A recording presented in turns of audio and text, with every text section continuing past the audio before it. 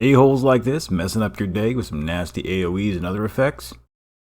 Just tell them no.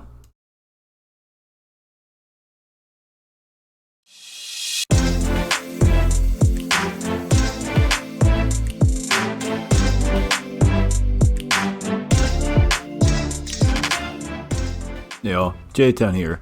And today we are talking about the Queen of Control, Zyra. Zyra is amazing, and if you watch my recent video about the double Lego event, right? The what just happened video, I literally pulled her back to back to back. And then to cap it all off, after that video, a couple days later, I wanted to try to get Horus, maybe somebody else on that banner. I got another Zyra. So the game told me to build Zyra, and I have built her. And let me tell you, if you're having some issues with some nasty effects, AoEs, just teams that are just laying stuff on you, put her in there. Do not sleep on control. Alright? So let's jump into this. Let's see what she does, just so you guys can know. That's how we start all our build guides. A1 is Fate Cube. Looks like a special kind of die from like D&D or something, like a D20. She can throw it at your face, see what happens maybe. I don't know. Defense damage, right? So she's based on defense. That's huge. 30% chance to reduce the target's attack for 2 turns and reduce their defense. It's going to go up to a 70% chance. Attack down, defense down, that's pretty big, but it's one enemy. Shadow play, 200% defense damage, an enemy and 2 other randos, 30% chance to freeze, or 30% chance to silence, not both. It's going to go up to a 60% chance, come to a 3-turn cooldown. That's pretty good. A chance to freeze or silence 3 every time on a 3-turn cooldown. Our passive, Queen of Eternal Night.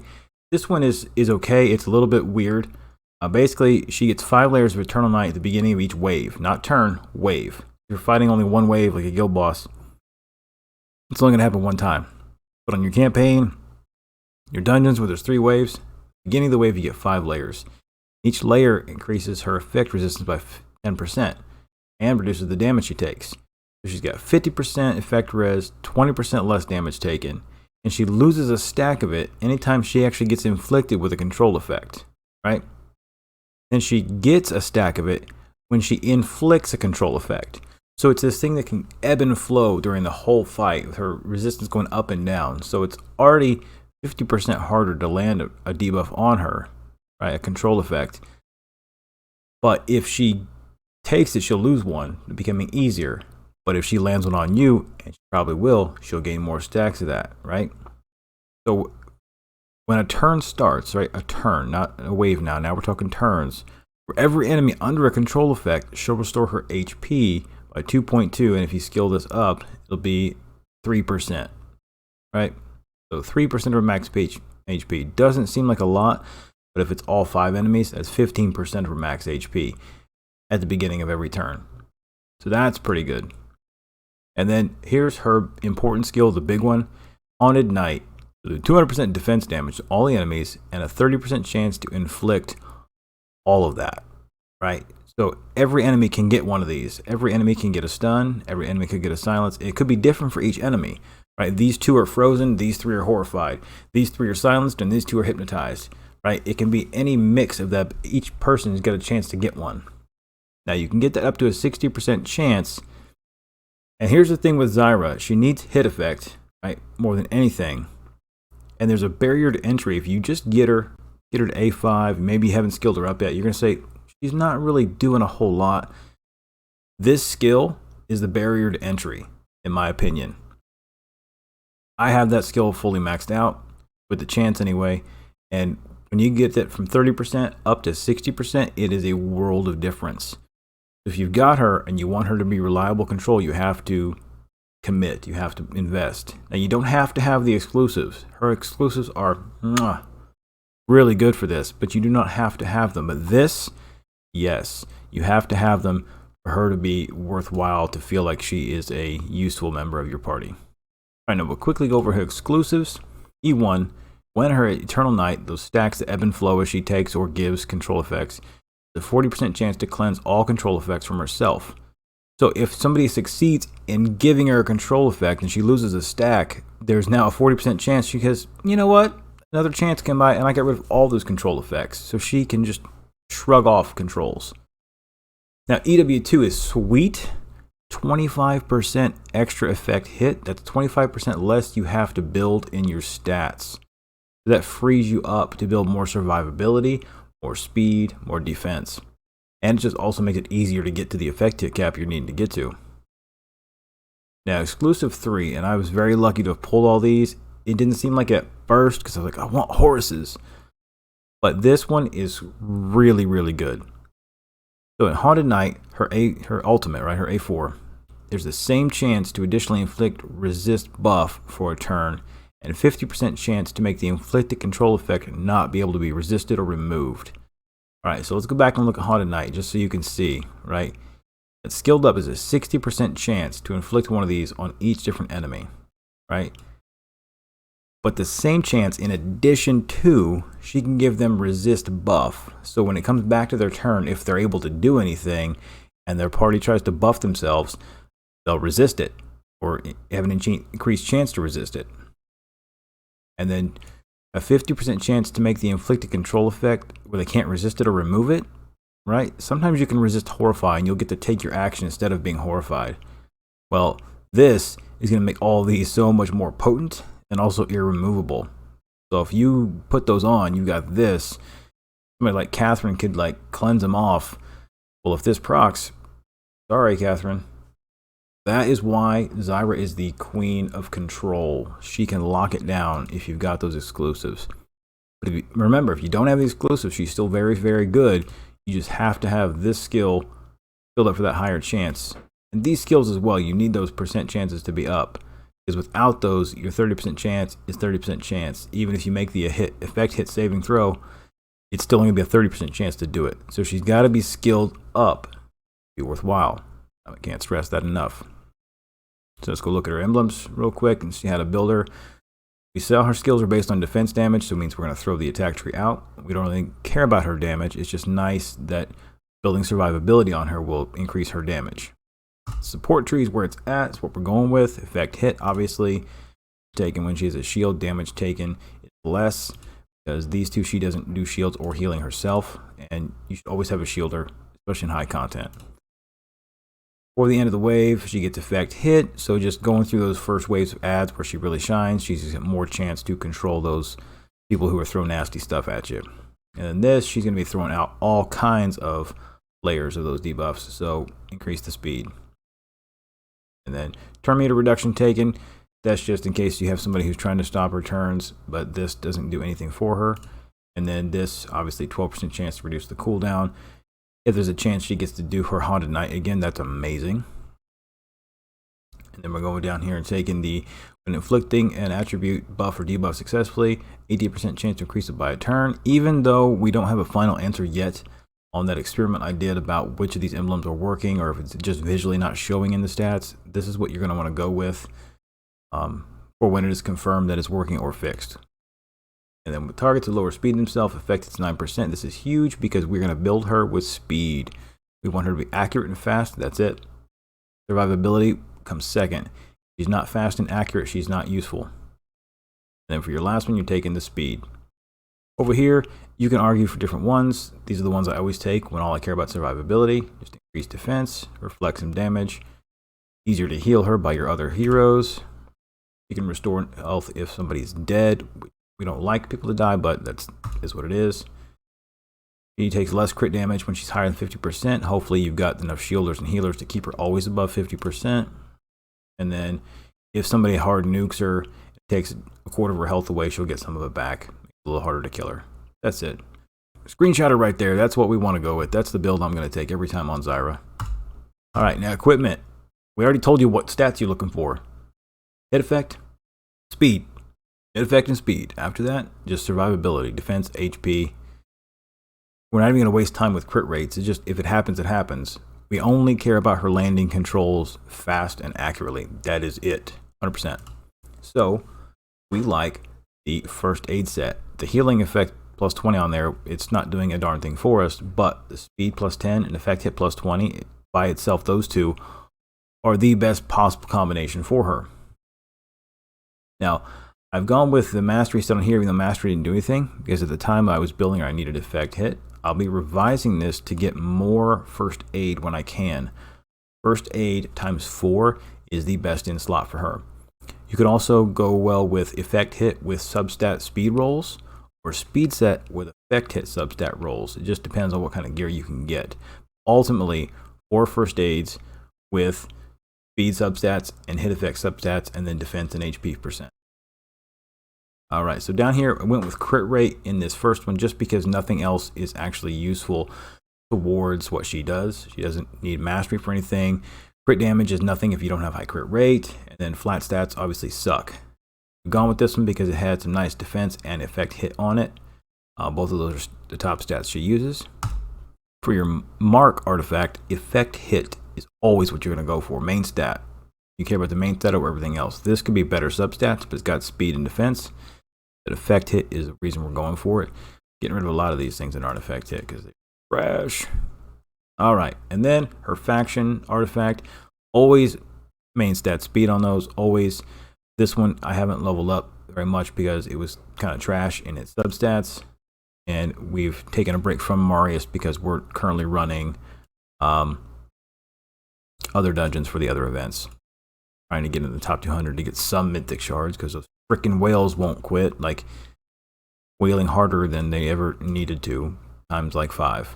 That one is a 5-star as well. Those substats really don't do anything for me, so we got to get farming on that, but always you want to get speed on that one. Alright, so now we know what to put her in, we know what emblems she's using. Auras, we're almost done here.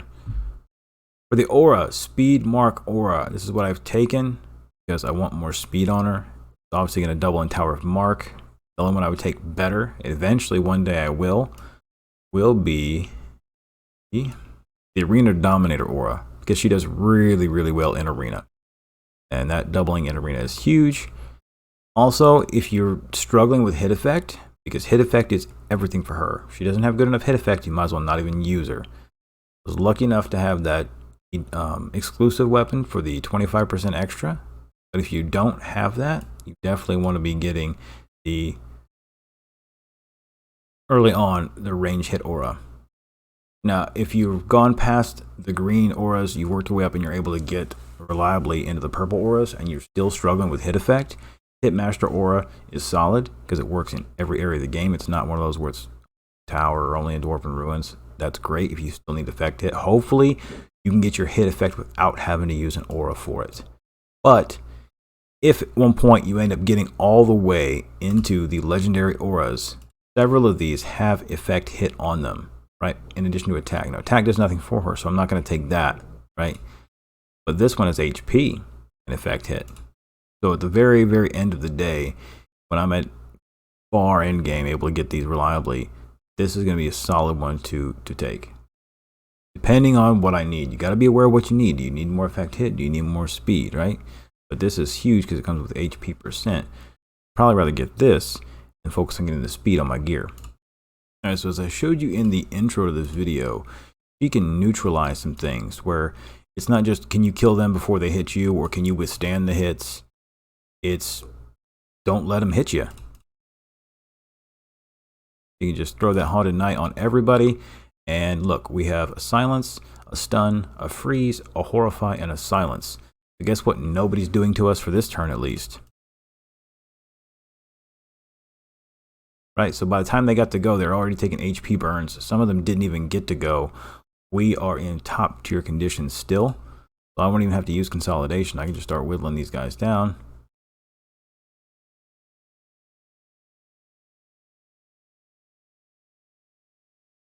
Now here we'll hit a 3-hitter and another chance to inflict freeze or silence. So we can further try to lock him down. We're going to do that, try to get this Slacto. And we did.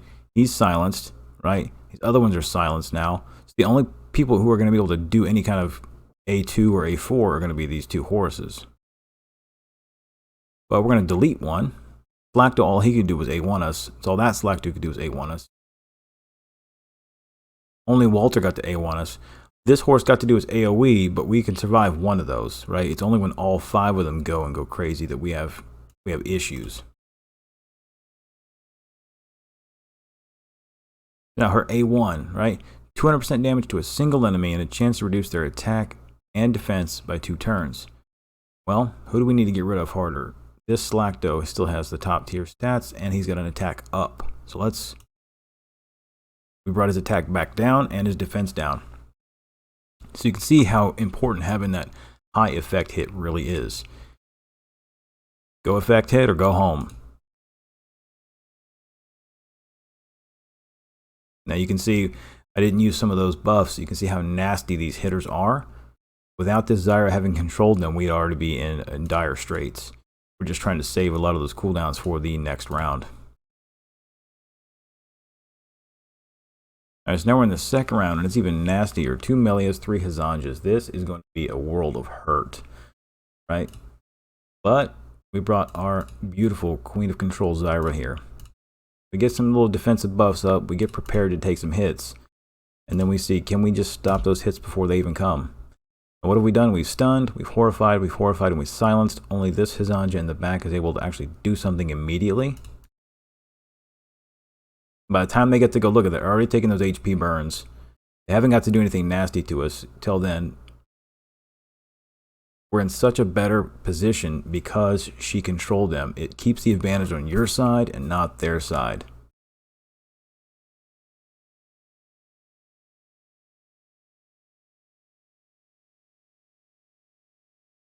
Look at that. We froze this Hazanja. We silenced that Melia. Silenced that Hazanja. None of the Melias have gotten to do their Valkyrie yet. Right? We're sitting really pretty. We're deleting that Melia. Those 2 died. Right? We should be toast. But we're not. Because we didn't let them do nothing. Now we can just A1 just to get ourselves ready for the next wave. It gets pretty nasty in here. Set ourselves up defensively. Got a Taff and a Luna, and it's just it makes me sick. We'll try to stop this Luna. You always want to try to take the Luna out first. If you kill Taff and then she brings him back up, you're just asking for nasty.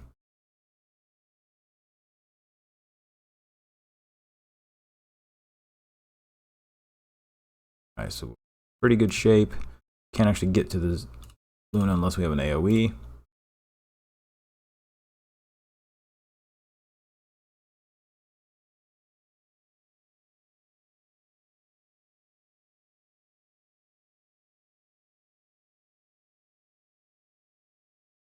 Those debuffs and see if we can get some control to stop them from doing any of that crap.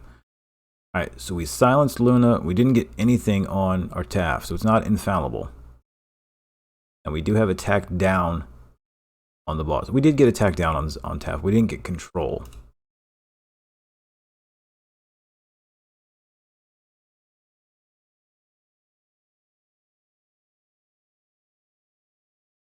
Now we froze her and silenced him, so they didn't get to do anything that turn either.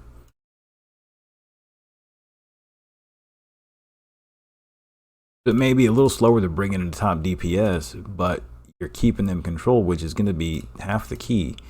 It's not just trading hits and surviving it. Sometimes it's just avoiding or stopping the hits altogether, right?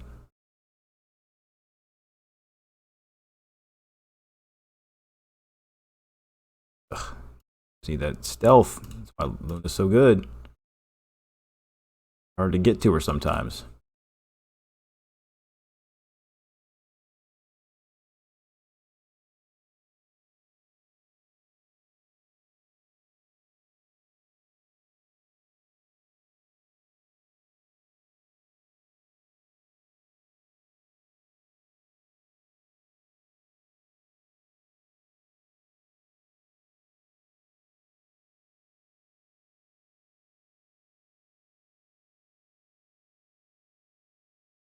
Right, so we got Luna taken care of.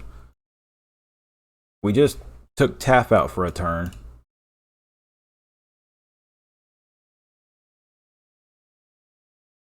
And so yeah, we could have brought more damage with us, but we have been in control of this entire fight thanks to Zyra.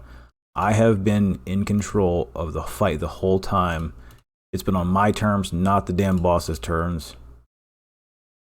I am dictating this fight. because we got her skilled up. We've locked these people out of doing their nasty, nasty things to us. Now we can just, yeah. Watch the boss go down. Alright, so that's Zyra. Do not sleep on her. If you have her, build her, make her accurate and fast, and get her skilled up. You will not regret it. She will help you get to some places in the game that you were having problems with before. She will take control for you.